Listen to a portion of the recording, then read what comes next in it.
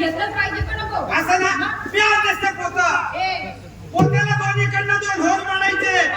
इकडल्या चांगलं इकडल्या होलामध्ये अडकवायचं, दुसरं चांगलं इकडल्या होलामध्ये अडकवायचं.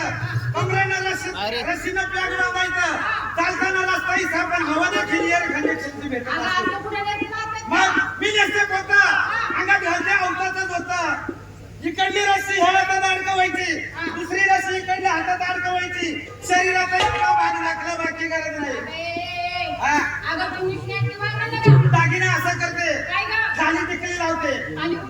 अगं दुसरा तिसरा दागिना न घेता खाली म्हणजे फक्त टिकली लावते आणि निघाले बाजारला. कृष्ण अडवतो. त्याचा रस्ता